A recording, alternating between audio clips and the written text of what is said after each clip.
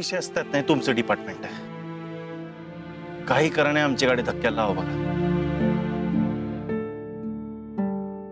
संजय ए बोल की काहीतरी, काय दातगिरी बसली काय?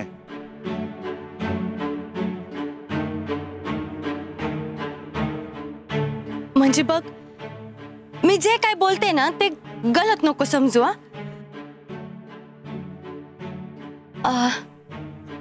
मला असं वाटतंय की तू जरा येळ घे, विचार कर. काय म्हणजे कसं सांगू आता तुला? मी बोलू का? अगं बोल की, मगाधरण मी काय सांगतोय, बोल काहीतरी. बस.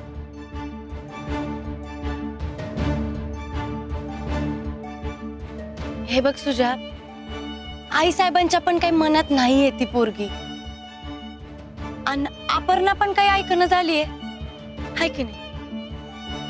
मला काय वाटतं माहिती का, तुझं आणि तिचं लग्न व्हावं असं देवाच्याच मनात नसेल बघ. सुजा, मला खरंच असं वाटतंय रे की तू होल्डवर राहावस. मी तर म्हणते ना, तू या सगळ्याचा विचारच करू नकोस बघ. हे जे काय घडतंय ना, यातनं नक्की काहीतरी चांगलं निघणार आहे असाच विचार कर. हा,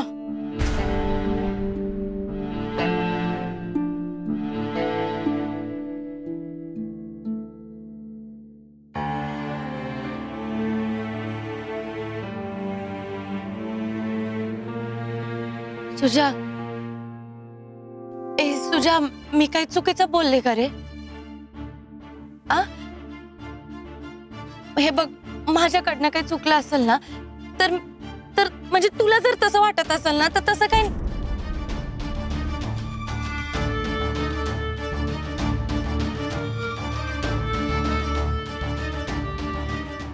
बस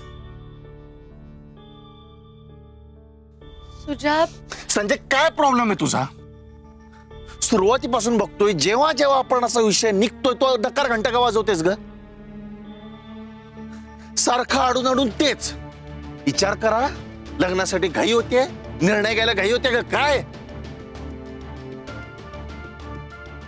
कानाचा किट्टा केलास की माझ्या, डोकं पार आउट केलंस. संजय, मला क्लिअर सांगायचं, तुला ते आवडत नाही का? तुला जर ते आवडत नसेल तर तसं सांग. सुजा, असं काऊ नको की र. अगं मी खावतोय का?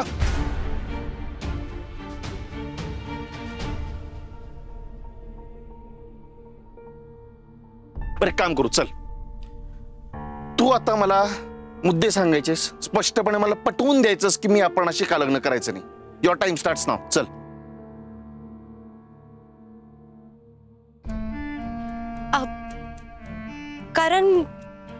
कारण आई साहेबांना हे प्रपोजल तुमचं पण मान्य नव्हतं, तरी राजा राणीचा संसार करताय ना. मुद्दा खारीज. पुढं. सुजा, त्या पोरीचं बॅकग्राऊंड काय बॅकग्राऊंड आहे? एक मामा आहे, ती आहे, ती दोघांना पोचती आहे, त्यात काय डाऊट घेण्यासारखं आहे? मुद्दा खारीज. पुढे बोला. सुजा, अरे तू त्या पोरीला फक्त 8च महिने ओळखतो. भैया साहेबांनी तो तेवढं बी ओळखत नव्हता. सुजा, आमचा मुद्दा वेगळा होता रे. कसा वेगळा होता? स्पष्टीकरण दे, कसा वेगळा होता? हे बघ, मला असं म्हणायचंय, म्हणजे संजय गप की, आता मुद्दे संपलेत तुझ्याकडचे.